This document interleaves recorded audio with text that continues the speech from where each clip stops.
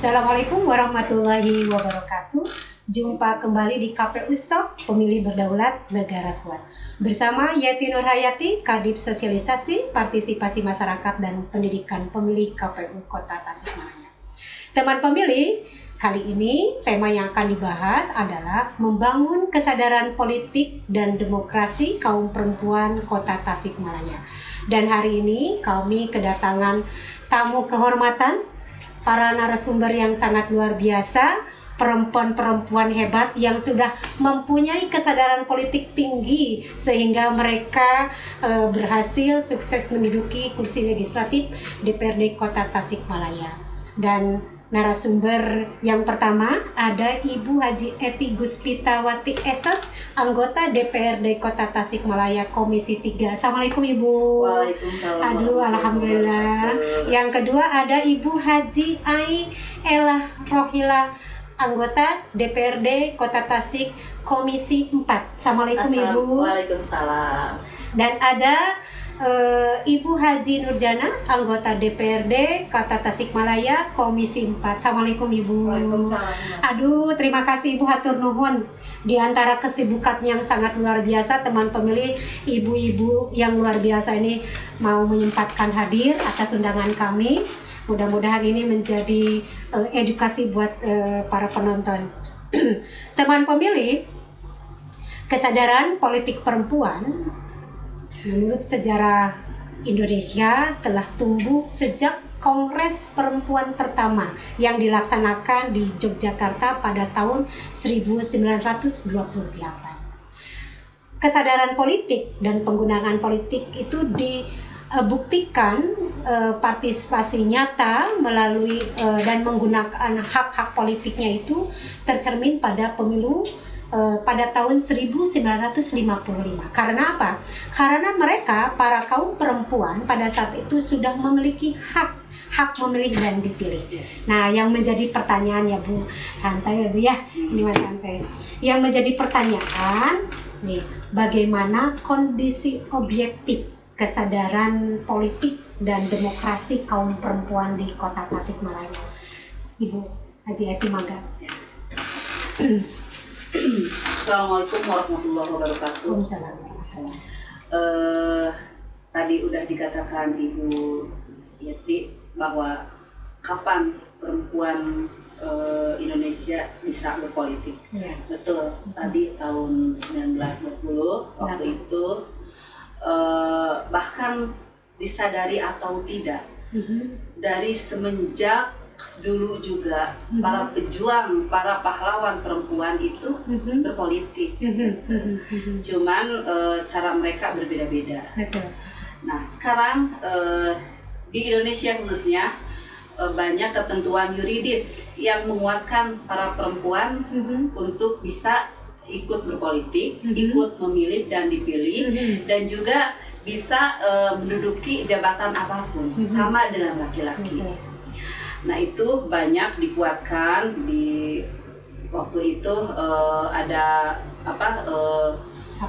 Wina yang mewajibkan masuknya perempuan 30% di calon, tapi calon bukan di untuk jadi, tapi untuk calon legislatif, untuk pencalonan. Nah, bagaimana kondisi di Kota Tasik? Nah, di Kota Tasik itu sendiri emang sudah banyak kesadaran para perempuan untuk berpolitik, tapi masih terbatas. Masih terbatas Bu. Adapun banyak kendala di Kota Tasik khususnya ya. Ini tapi yang saya lihat bahwa di umumnya di seluruh Indonesia juga kayaknya kendalanya sama Bu. Yang saya simpulkan setelah saya melihat fakta di lapangan, kalau saya sih melihat faktual di lapangan karena saya itu kan sudah 4 kali mencalonkan, 4 kali dipilih. Kalau memilih itu dari usia 17 tahun juga saya sudah bisa memilih. Tapi untuk dipilih dari tahun 2004. Nah, kenapa perempuan di Kota Tasik itu tidak sebebas sebebas berpolitiknya kayak laki-laki. Banyak kendala. Setelah saya lihat di lapangan ada 6 kendala, Bu. Banyak. Ya, itu untuk pertanyaan berikutnya. Ya. Nah, untuk dari Ibu Nurjana sendiri, bagaimana tanggapan tadi mengenai kondisi objektif kaum perempuan di Kota Tasikmalaya, kesadaran politik dan demokrasinya itu seperti apa itu? Assalamualaikum warahmatullahi wabarakatuh. Waalaikumsalam warahmatullahi wabarakatuh. Saya lihat kondisi objektif kaum perempuan di dalam politik di Kota Tasikmalaya ini kemungkinan kurangnya kaum ini dari DPRD ada apa kemarin yang pendidikannya udah ini, tapi kesadaran untuk berpolitiknya itu masih belum ditanggapi gitu sama perempuan itu sendiri gitu. Jadi mungkin kemungkinan salah satu itu jadi kurangnya rasa ingin tahu mungkin ya Bu ya. Rasa ingin tahu berpolitik mungkin dari kaum perempuan itu mungkin itu. Iya, kemarin kan di DPRD itu kursi 5 ya, sekarang 3 itu. Berkurangnya tuh 2 orang itu, udah lumayan gitu. Betul. Makanya harus tambah semangat aja lah untuk buat perempuan. Iya.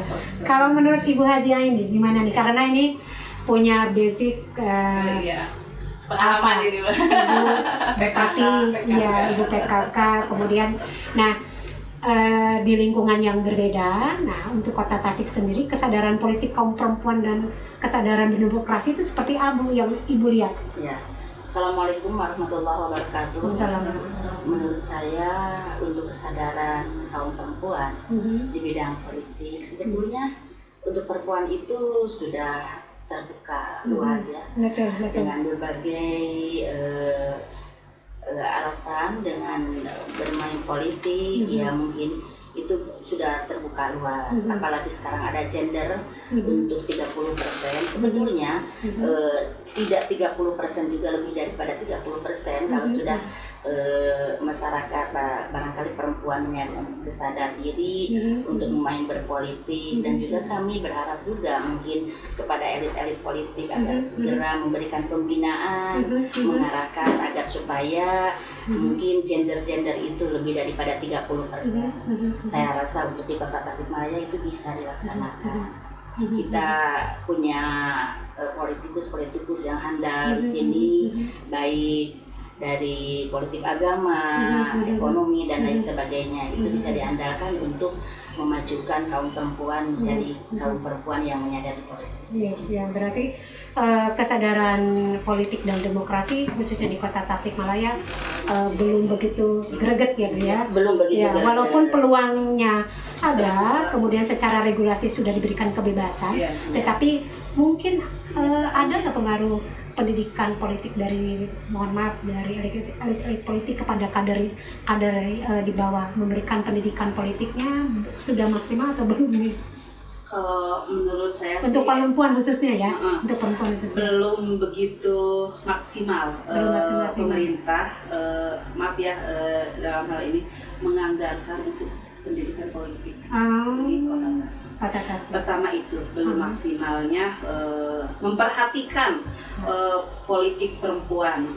Salah satunya yaitu pembinaan pendidikan politik. Dan ada kendala itu ada di perempuannya itu sendiri. Ya, berarti ini melanjut ke pertanyaan kedua, karena yang kedua itu adalah bagaimana sih kendala ya, kendala untuk membangun kesadaran politik dan kesadaran berdemokrasi di kalangan perempuan Kota Tasik. Nah, kendalanya seperti apa Bu? Mangga. Nah, pertama kalau menurut saya sih kendalanya, jadi masih belum adanya 100% dorongan kaum pria untuk perempuan di politik. Seperti yang sudah punya suami, kendalanya tidak ada izin suami lah. Itu yang paling pertama. Terus adanya pemahaman keagamaan juga bisa di Kota Tasik, bahwa udah perempuan cuman di wilayah domestik aja, jangan berada di wilayah politik, karena ribet katanya politik. Udah perempuan cukup di rumah, di dapur, di kasur. Itu pemahaman mereka. Tidak semua sih. Banyak mungkin kaum pria yang memahami pemahaman seperti itu. Jadi emang berkembangnya kaum perempuan susah. Nah, ada juga kaum pria mendukung atau suaminya mendukung untuk mereka berpolitik, di perempuannya itu sendiri dia tidak mau belajar. Ya, kendalanya itu. Nah, jadi itu. tidak mempunyai rasa ingin tahu ya. Nah, gitu, tidak mau belajar berpolitik. Padahal kalau menurut saya sih, kalau perempuan sudah berpolitik, insya Allah bukan kita menyepelekan pria, laki-laki bukan, tapi kalau ada kesetaraan, jadi imbang lah antara perempuan dan laki-laki itu berpolitik, insya Allah membangun kota Tasik khususnya akan berjalan. Karena mungkin ide-ide perempuan juga tidak ada, lebih teliti lebih teliti dan laki-laki mungkin tidak punya ide yang seperti ide perempuan. Iya, jadi balance, saling melengkapi ide ya. Melengkapi. Ya, seperti jadi, rumah tangga mungkin jadi bukan cuman di laki-laki aja yang boleh berpolitik, yang boleh punya ide. Perempuan siapa tahu ide perempuan itu lebih brilian daripada laki-laki. Gitu. Makanya harus saling menutupi lah, harus saling sharing antara laki-laki dan perempuan. Jadi itu kendalanya ya. Gitu. Siap. Kalau Bu Haji Ai gimana nih tanggapan mengenai kendala? Ya, mengenai kendala sebetulnya kata Bu Eti itu betul sekali. Saya tinggal menambah barangkali yang paling utama itu ada satu bahasa ya untuk di daerah itu. Kalau perempuan itu cukup, mungkin tidak setinggi sekolah juga cukup, nantinya kembali lagi ke dapur. Itu. Tetapi menurut saya, zaman sekarang kan zaman yang sudah maju, barangkali itu tidak usah tidak usah ditanggapi, karena ada setara gender itu yang sekarang sudah sudah diincar di mana-mana. Barangkali yang setara dengan laki-laki, kaum perempuan itu setara dengan laki-laki. Seperti halnya kalau di birokrasi itu kan PNS ya, Polri, TNI dan lain sebagainya, itu kan banyak perempuan. Dan juga mungkin tidak kalah juga mungkin untuk kepala daerah juga banyak yang perempuan, itu sudah hal biasa. Tetapi untuk di politik itu sangat susah sekali. Kenapa? Karena ada bahasa di kalangan-kalangan tertentu bahwa perempuan itu sudah sampai dapur. Nah, saya itu tidak sepakat ya kalau ada peribahasa seperti itu, karena walaupun perempuan setingginya perempuan, insya Allah akan kembali lagi kepada habitatnya, yaitu sebagai ibu rumah tangga, pendamping suami, dan juga mungkin pendidik anak. Itu insya Allah setinggi apapun karir perempuan, insya Allah akan kembali kepada kudratnya, yaitu tadi saya sudah katakan pendamping suami, pendidik anak, dan juga pengabdi pada masyarakat. Berarti di luar sebagai politikus, di dalam sebagai istri. Sebagai istri, insya Allah itu tidak akan luar daripada itu sebagai perempuan. Mungkin Bu Nur punya pendapat lain mengenai kendala ini yang tadi udah sama Bu Hadi sama Bu Eti juga kan udah sampaikan. Jadi untuk tambahan aja, mungkin kendalanya itu perempuan itu kurangnya percaya diri. Pasti itu ada. Soalnya itu pengalaman juga. Dari saya dulu kan waktu mau di calon. Saya kan kurang respon lah, kurang respon. Tapi sekarang alhamdulillah kalau udah terjun, alhamdulillah udah direspon sama masyarakat, udah dipilih sama masyarakat. Ya alhamdulillah sekarang udah tahu. Jadi tinggal ngasih motivasi aja ke teman-teman, kalau udah datang lagi untuk pencalonan, ayo bareng-bareng lah gitu, para perempuan itu kan untuk buat kaum perempuan sendiri, itu kan manfaatnya. Berarti kendala-kendala di sini selain satu, yang pertama adalah kurang percaya diri, kemudian mungkin rasa ingin tahu berpolitik itu seperti apa, kemudian mungkin kualifikasi juga mempengaruhi ya, dan terutama dukungan. dukungan dari berbagai pihak, terutama kalau mungkin kalau istri dari suami ya. Nah, padahal kalau tidak salah, bukan kalau tidak salah, sejarah Islam menyampaikan bahwa Siti Khadijah juga pintar berpolitik. Bagaimana beliau sebagai pedagang kemudian mendukung Rasulullah, berarti kan dari sejak dulu ya kan Islam membebaskan perempuan. Yang penting tadi ketika di luar sebagai wanita karir, tetapi di rumah tetap menjadi istri dan tetap karena karir perempuan ada doa dari suami, mungkin itu ya. Betul kan, ibu-ibu juga bisa menduduki sebagai ibu-ibu dewan karena dukungan dan doa suami dan dari dukungan orang tua dan pihak lainnya. Nah, selain kendala, ini pasti kan Bu ada permasalahan-permasalahan tersendiri ya kan? Selain tadi kan kendala kurang percaya, permasalahan apa sih yang sangat signifikan Bu? Sehingga permasalahan membangun kesadaran politik ya dan demokrasi untuk perempuan, walaupun mohon maaf di Kota Tasik partisipasinya paling tinggi se-Indonesia ya kan untuk masalah apa yang kemarin, tetapi bagaimana permasalahan itu terjadi sehingga tadi yang jumlahnya 5 menjadi 3, ada pengurangan jumlah. Nah, apakah ini ada permasalahan tersendiri dalam membangun kesadaran politik dan demokrasi Bu? Iya, betul sih, kita maunya bertambah tapi kenyataannya kita berkurang. Nah, kesadaran dari perempuan itu, kita kan di sini pemilih itu banyak perempuan. Betul. Nah, itu di sini aja satu aja kesadaran para perempuan untuk memilih perempuan itu juga berkurang. Itu jadi masalah. Berkurang juga jadi permasalahan. Karena emang masyarakat melihatnya laki-laki lebih mampu dari perempuan. Jadi masyarakat itu banyak memilih laki-laki daripada memilih perempuan. Coba kalau sesama perempuan mau memilih perempuan, siapa tahu nanti hak-hak kita yang belum kita dapat diperjuangkan oleh orang itu, oleh calon yang kita pilih. Kan tidak ada sampai ke sana.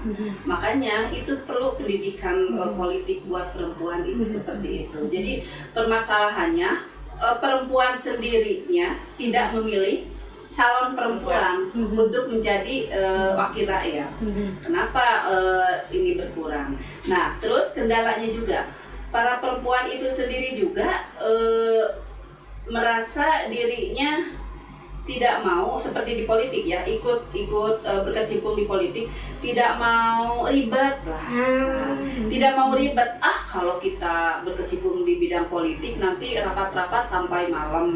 Kita nggak mau rapat sampai malam, ataupun waktu tidak terbatas.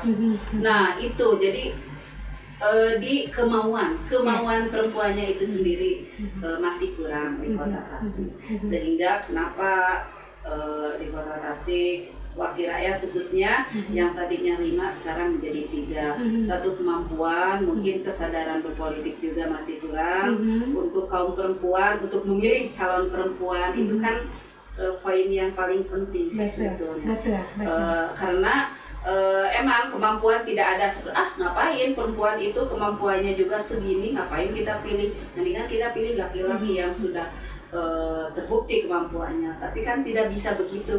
Kita kalau sudah berkecimpung di bidang politik, walaupun tadinya kita tidak bisa apa-apa, tapi kita dituntut untuk bisa segala macam, untuk bisa. Jadi sehingga kita kan asalkan mau belajar aja, belajar terus. Jadi supaya untuk terutama belajar terus, menyadarkan kaum perempuan untuk ikut di bidang politik gitu, untuk terjun di bidang politik atau untuk sadar bahwa politik itu penting bagi kaum perempuan. Mungkin itu sih permasalahannya, sehingga kenapa kita jadi 3 gitu, jadi permasalahannya seperti itu. Jadi permasalahannya ya, sebentar saya ke Ibu Azali dulu deh. Kamu Azali dulu. Ya, tantangannya mungkin baik secara kultur atau budaya, politik dan agama. Ini permasalahannya itu. Sebetulnya tadi yang sudah dikatakan sama Ibu Eti itu sebetulnya.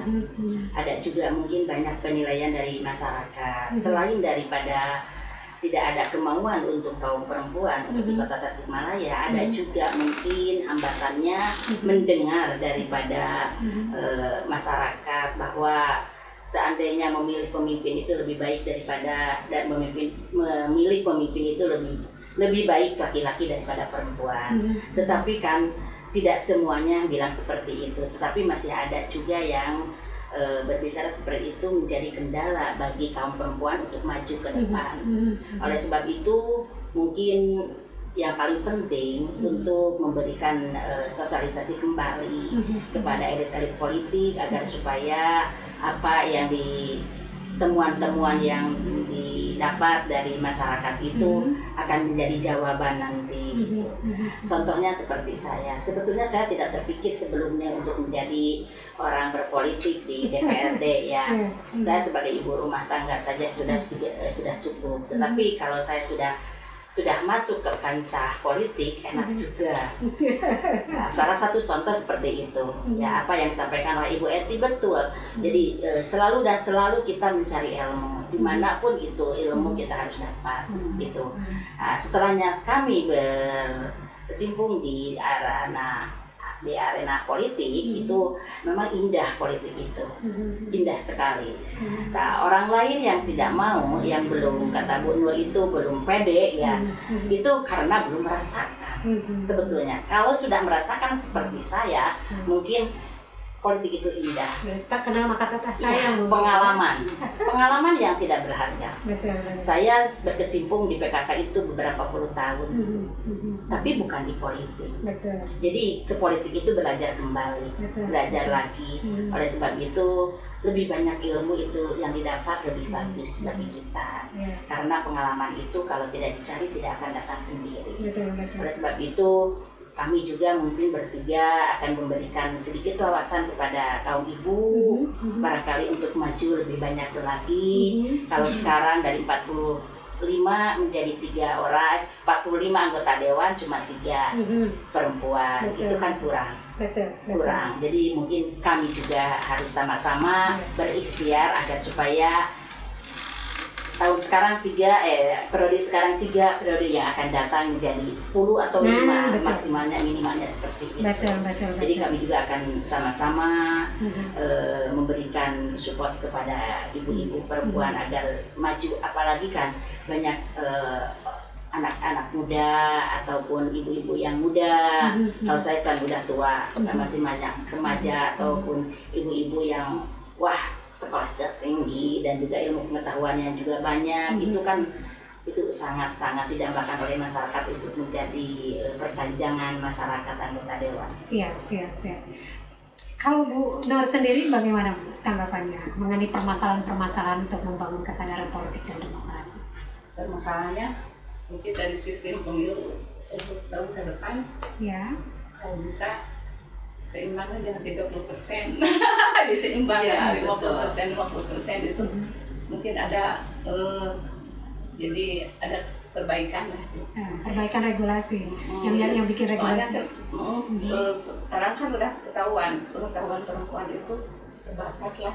Terbatasnya apa? Yaitu tadi kata Ibu Eti kan kaum laki-laki sudah sama ibu-ibu kaum perempuan, terutama ibu-ibu, udah percaya dirinya tuh ke laki-laki itu besar gitu. Oke. Apakah yang menjadi permasalahan, mohon maaf Bu? Tadi kan ada permasalahan bahwa pemilih dari kaum perempuan tidak memilih calon perempuan. Nah, apakah yang menjadi permasalahan dari calon-calon tersebut?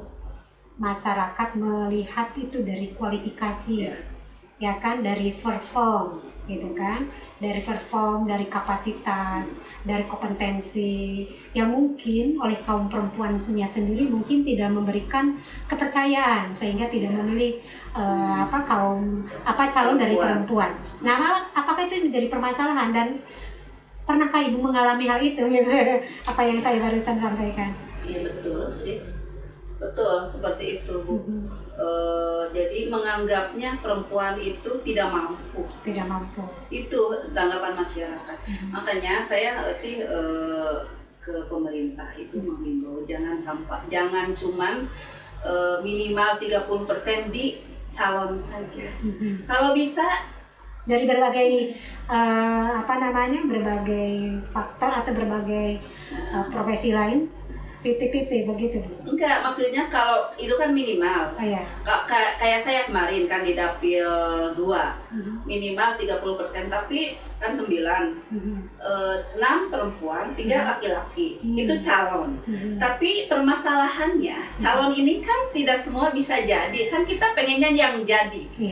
Nah, ada enggak harusnya pemerintah itu menyiapkan bagaimana supaya perempuan ini harus jadi. Jadi jangan cuma calon aja 30%. Jadi harus menguasai di parlemen itu harus 30%. Jadi jangan calon. Berarti kalau begitu rekrutmen calon itu tidak asal pungut mungkin. Nah, itu jadi di partai politiknya. Jadi rekrutmen calon-calon legislatif dari kaum perempuan tidak asal comot dan untuk melengkapi apa persyaratan. Berarti di sini adalah PR bersama ya Bu, khususnya mungkin partai politik, bagaimana memberikan pendidikan politik kepada kaum perempuan supaya rekrutmen calon-calon itu adalah calon-calon yang berkualitas, calon-calon yang punya kapasitas sendiri mungkin begitu ya. Iya sih, jadi gini, kembali lagi ke partai politiknya. Jadi jangan asal melengkapi aja 30%, asal ayo perempuan, padahal jangan begitu. Harusnya punya potensi, kemampuan, kemauan, belajar juga. Yang paling tidak kita finansial juga. Maaf ya, kita itu bukan bicara money politik, tapi kan ada kos politik. Kos politik itu kan sekarang bagaimana gitu. Itu harus itu karena ada dana kampanye kan? Dana kampanye. Mustahil tidak pakai uang bohong itu. Pasti kalau kesana kemarin kan butuh mobile, butuh kos politik yang begitu tinggi, harusnya didukung dengan itu. Nah, partai politik ataupun pemerintah harusnya mendukung kaum perempuan, jangan cuman di calon aja 30%. Bagaimana perempuan ini harus jadi, harus menduduki parlemen, harus menduduki DPR itu 30% minimal. Jangan hanya calon. Bagaimana kita berarti sendiri dukungan dari partai politik itu sendiri dan pemerintah juga. Nih seperti gini, ada anggaran lah buat kaum perempuan. Untuk pendidikan politik perempuan. Untuk pendidikan politik dianggarkan perempuan, gitu ya. Dianggarkan dan ada anggaran buat bagaimana menggiring kaum perempuan untuk supaya dia bisa memilih calon perempuan. Bukan untuk money politik juga, tapi kan bagaimana caranya. Berarti gitu. Bagaimana mungkin dalam ini partai politik didukung oleh pemerintah untuk menyiapkan calon-calon yang berkualitas dengan proses memberikan pendidikan politik kepada kaum perempuan dan disediakan anggarannya begitu ya Bu ya. Itu terkendala kalau perempuan kan, apalagi suami yang bekerja, mungkin kita kan dari suami yang terbatas anggaran gitu kan ya. Tapi kalau ada dukungan anggaran, mungkin kita seperti gini, bikin banner kita lah gratis perempuan gitu, supaya mereka untuk meringankan beban mereka. Udahlah kaum perempuan sosialisasi aja, fasilitasnya disediakan seperti contoh ini. Bu, gimana Bu? Kalau menurut saya sebetulnya kalau memilih calon itu tidak segampang begitu saja. Tadi disampaikan kata Mbak, katanya yang penting memenuhi persyaratan dan juga memenuhi 30% agar supaya partai politik bisa maju ke depan. Maju dalam artian mungkin maju di pemilu. Menurut saya seandainya bisa dan mampu apa yang disampaikan oleh Ibu Yati itu bisa dijalankan. Karena kepercayaan masyarakat lebih tinggi kepada kaum laki-laki untuk menjadi anggota dewan. Kalau kepercayaan masyarakat kepada kaum perempuan mungkin kuranglah 50% barangkali seperti itu. Oleh sebab itu kami yang sudah jadi, insya Allah kami akan berikhtiar semaksimal mungkin agar supaya masyarakat percaya lagi kepada kaum perempuan untuk maju menjadi anggota DPRD, dan insya Allah sebagai kaum perempuan akan lebih mengerti kepada permasalahan-permasalahan yang ada di daerah ataupun yang ada di kaum ibu. Beda. Kalau laki-laki mungkin bapak, kalau ibu-ibu adalah ibu, ya itu beda. Jadi mewakili daripada ibu-ibu barangkali 30% dari 45 dewan itu tidak akan cukup. Oleh sebab itu kami ingin sekali dari partai politik ataupun dari politikus memberikan arahan-arahan agar supaya mau untuk mencalonkan diri, memenuhi apa yang diperlukan baik oleh pemerintah ataupun oleh DPRD tersebut, agar supaya aspirasi masyarakat itu lebih didengar dan juga lebih diperhatikan. Tanpa ada dewan di satu tempat itu akan susah menyampaikan permasalahan, akan susah menyampaikan kemauan masyarakat. Oleh sebab itu arti besar daripada anggota dewan yang ada di wilayahnya masing-masing untuk menyampaikan aspirasi mereka agar disampaikan kepada haknya. Itu mungkin yang disampaikan oleh saya, dan mungkin yang terakhir barangkali yang terakhir apa masih ada? Belum. Dikira sudah. Benar, gimana tadi tanggapan bahwa apakah yang menjadi permasalahan itu adalah kualifikasi, kemudian tadi kos politik juga itu menjadi permasalahan tersendiri.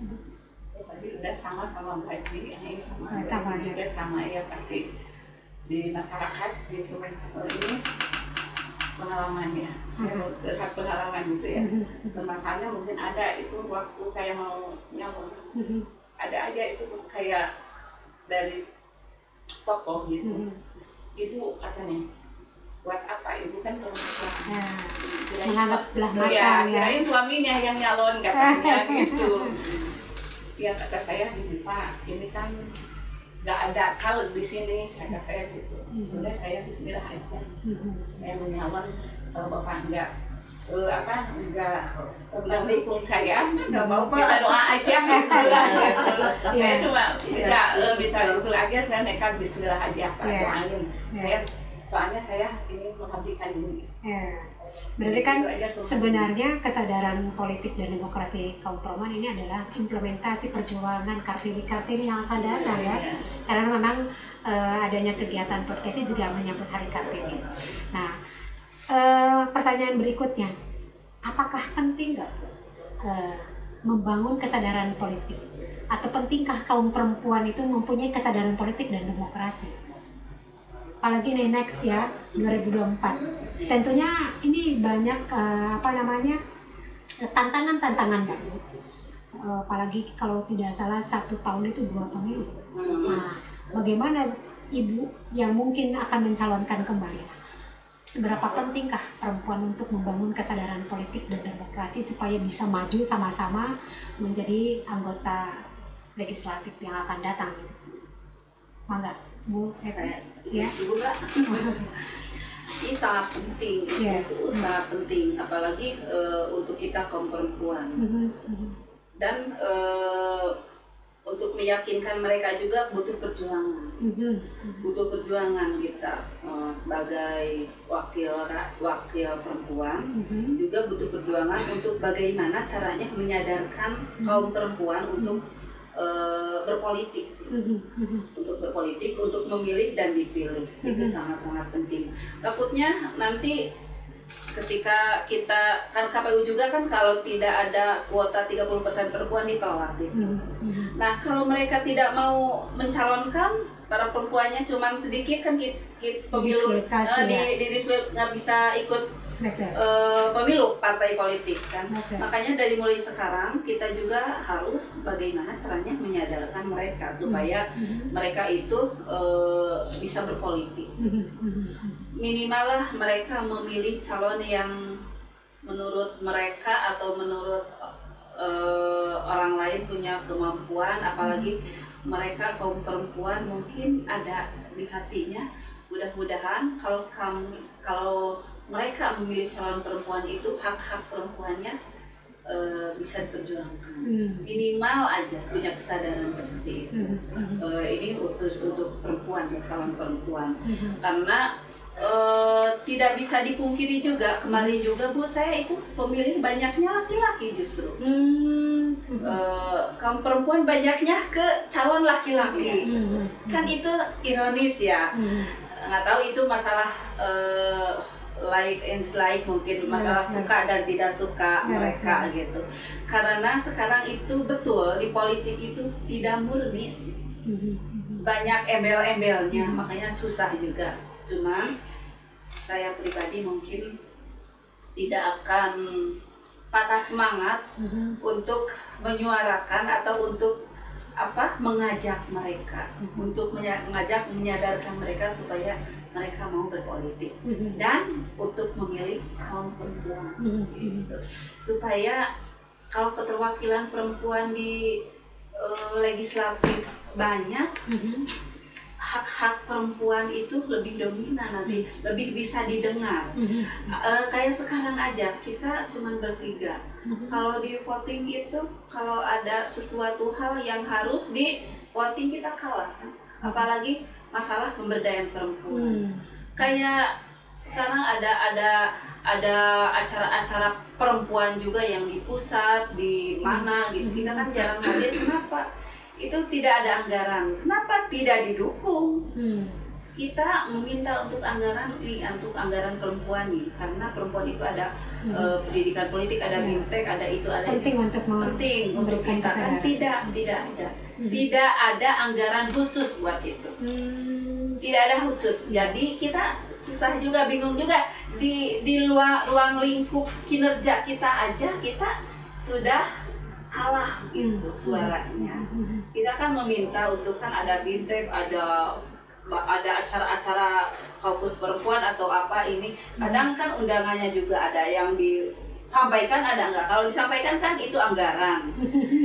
Gitu. Makanya kenapa kita tuh pengen banyak perempuan di legislatif supaya kita kuat. Gitu. Berarti kan penting sekali ya membangun kesadaran politik dan demokrasi ya Bu.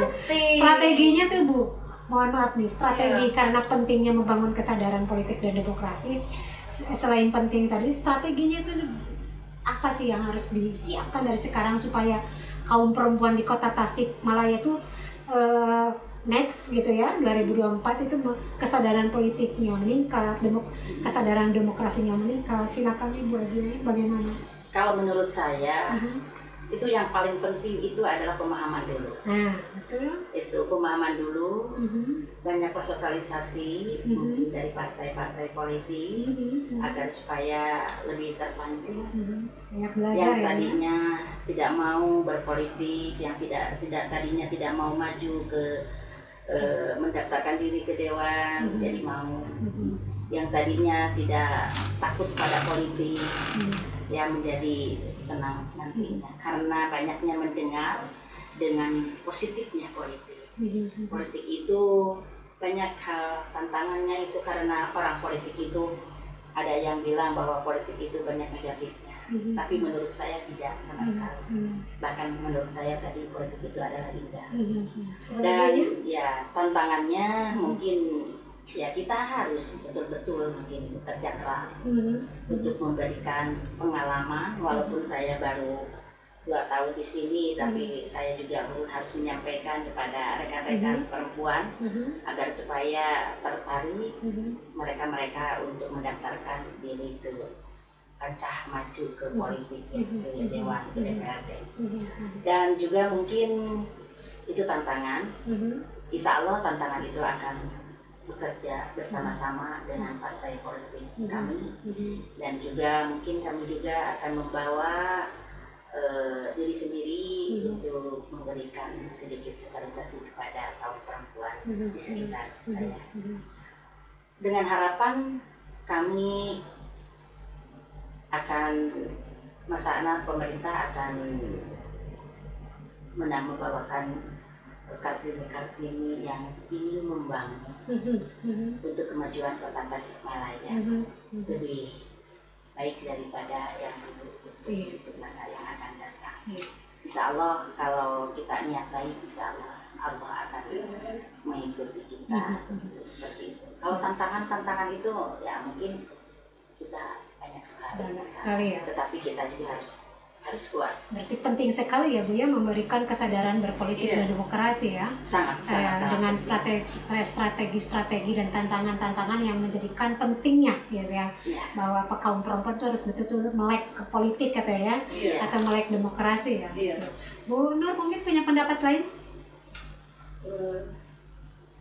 Kalau menurut saya, insya Allah kalau udah ada wadah kayak sekarang kan banyak anak-anak milenial ya, jadi itu harus disiapkan diberikan tempat untuk kayak bikin organisasi gitu kan, gitu kaum perempuannya kalau terus dikasih pengetahuan soal politik, insya Allah itu sekarang anak-anak kan pada pintar ya.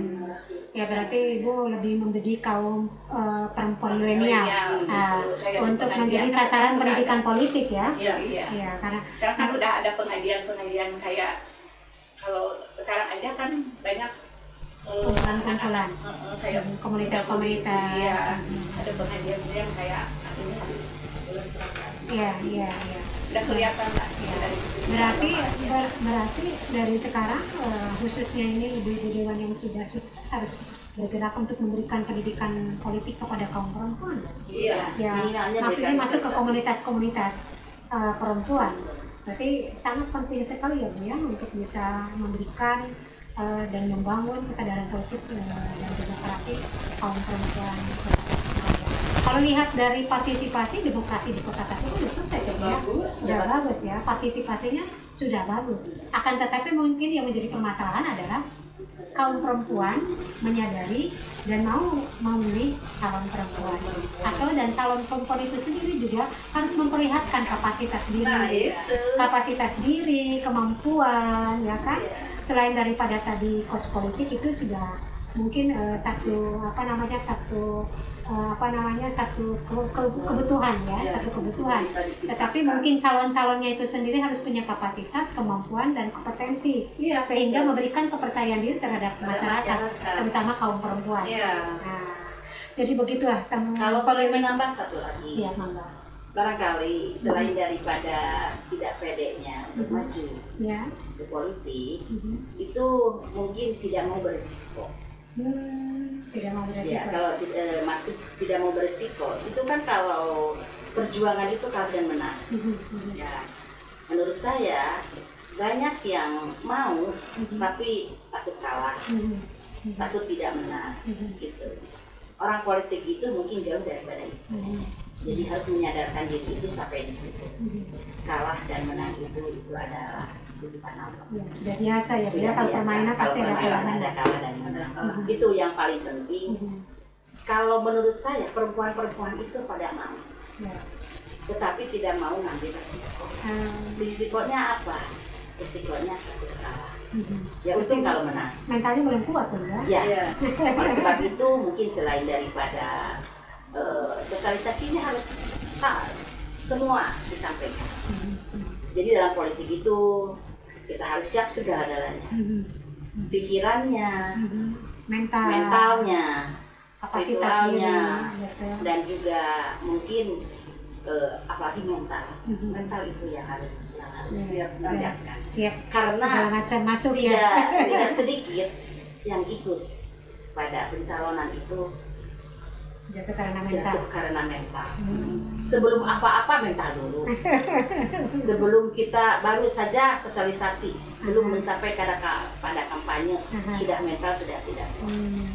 Itu dalam politik itu tidak seperti itu. Oleh sebab itu, maka harapan saya yang paling penting dari elit-elit politik itu memberikan dulu pemahaman kepada kaum perempuan agar supaya kuat dalam melaksanakan apa yang menjadi harapan dan cita-cita, siap mengambil resiko, apapun itu yang terjadi, itu adalah pasti dari Allah Subhanahu Wa Taala. Jadi intinya gini, jadi hubungan baik itu adalah investasi. Gitu. Relasi ya.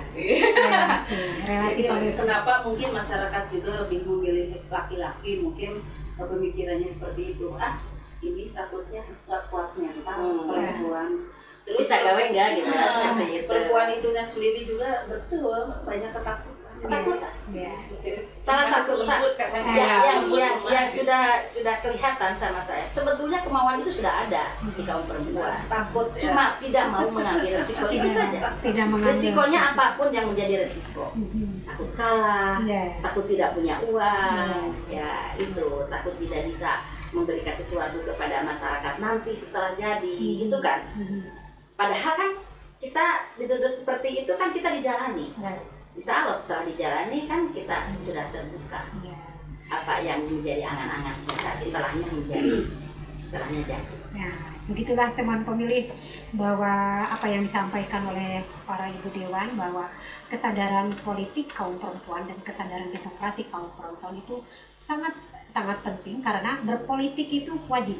Ya, mungkin yang belum siap adalah berpolitik praktis, ya kan?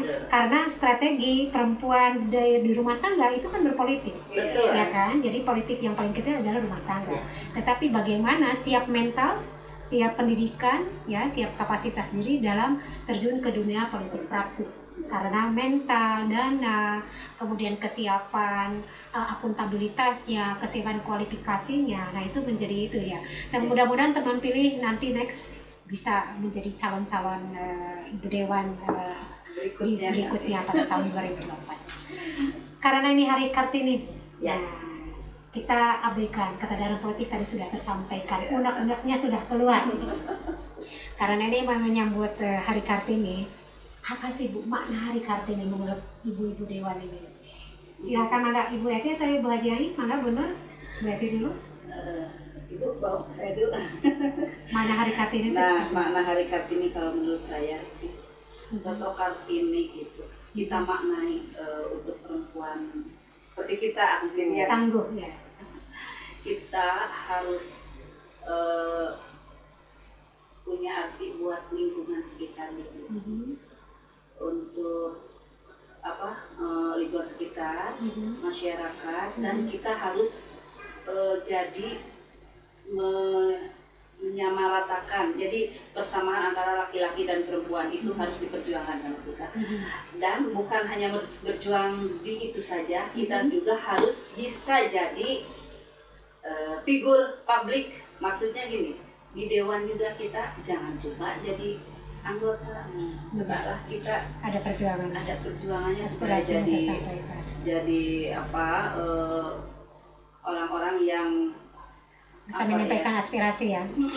Jadi bukan cuman hanya ini cuma 3 perempuan mampuannya cuma segitu, tapi kita buktikan dengan Hari Kartini ini, kita buktikan bahwa kita juga bisa seperti mereka. Perempuan bisa seperti laki-laki gitu. Dan mudah-mudahan kita juga sebagai perempuan bisa lebih dari laki-laki. Nggak sama juga nggak apa-apa, tapi harus lebih, karena pemikiran perempuan itu kalau digali itu lebih brilian. Makanya kita sebagai perempuan di Hari Kartini ini mengajak ke semua kaum perempuan supaya hayu kita bergerak, belajar, jangan sungkan, jangan putus asa, ayo kita belajar dan bergerak bagaimana memperjuangkan hak-hak perempuan, khususnya di kota Tasikmalaya. Benar? Mana Hari Kartini? Ya mungkin Hari Kartini itu sama saya tadi udah ngobrol sedikit, itu maknanya besar sekali. Ya, dulu masalahnya saya pernah belajar sejarah, dan dari situ makna yang baik dari Ibu Kartini itu pendidikan ya, yang dijalankan itu pendidikan. Itu tegaskan sama saya. Soalnya kalau di daerah itu kan soal pendidikan itu buat kaum perempuan itu kurang. Berarti pendidikan yang lebih diutamakan ya untuk era sekarang. Iya. Makanya alhamdulillah sampai sekarang saya dulunya gak usah diterusin sekolah, ya alhamdulillah sampai sekarang. Berarti harus mencapai pendidikan setinggi-tingginya. Bu Haji Ai, bagaimana makna Kartini? Kartini. Kalau menurut saya, Ibu kita Kartini ini adalah sosok wanita yang perlu kita teladani. Dalam sejarah itu sudah dinyatakan bahwa sosok Ibu Kartini itu betul-betul sosok orang yang tegas, orang yang bijaksana, dan juga beliau itu tidak putus dari belajar. Oleh sebab itu kami juga mungkin berusaha akan menjadi Kartini-Kartini yang baik, yang diteladani dan mendadani kepada Ibu Teta Kartini. Berjubai perjuangannya, usahanya, dan juga kudrotnya. Walaupun setinggi apapun kata saya tadi, karir perempuan tidak akan lepas daripada tanggung jawab sebagai kudrot, sebagai perempuan daripada keluarga. Itu oleh sebab itu maka pada hari ini sudah saatnya kita mencari sosok Kartini-Kartini yang ingin membangun Tasikmalaya lebih baik daripada yang sudah-sudah, dan kita mencontoh dan meneladani ke Ibu Teta Kartini baik dalam perjuangan berpolitik ataupun dalam segi kesejahteraan keluarga, dan juga meningkatkan kualitas sebagai sumber daya manusia yang di dalamnya pendidikan. Itu mungkin yang disampaikan kepada saya. Maaf apabila ada kesalahan, terima kasih mungkin. Closing statement-nya Bu, mungkin diantara mau diwakili atau mau sendiri closing statement dari pertemuan kali ini? Langsung saja saya dulu aja. Oh, ya, closing statement-nya. Terima kasih atas kesempatan yang telah diberikan oleh KPU kepada kami dengan segala keterbatasan kami untuk memberikan jawaban dari sebuah pertanyaan. Mohon maaf, kepintaran adanya di Allah Subhanahu wa Ta'ala, kurangnya ada saya. Sekali lagi mohon maaf. Ini barangkali pelajaran bagi saya. Insya Allah untuk ke depan kita akan berusaha bermaksimal mungkin. Apa yang ditanyakan oleh Ibu kepada saya akan menjadi wawasan bagi saya untuk apa yang akan datang. Sekali lagi terima kasih atas undangannya. Terima kasih atas kepercayaannya kepada kami sebagai anggota DPRD Kota Tasikmalaya perempuan. Kami dari Fraksi P3 sekali lagi atas nama fraksi dan juga atas nama lembaga dan juga atas nama pribadi mengucapkan terima kasih. Jazakallahu khairan. Assalamualaikum. Silakan Bu. Assalamualaikum warahmatullahi wabarakatuh. Ini posting aja ya. Iya. Untuk saya pribadi sih untuk acara ini saya mengajak kepada kaum perempuan di Kota Tasikmalaya supaya jangan lelah belajar. Jadi untuk bagaimana cara memperjuangkan hak-hak kaum perempuan, kita teruskan perjuangan RA ini dengan misinya kita dengan sekarang yaitu belajar dan mewujudkan memperjuangkan hak-hak kita yang selama ini kita tidak dapat.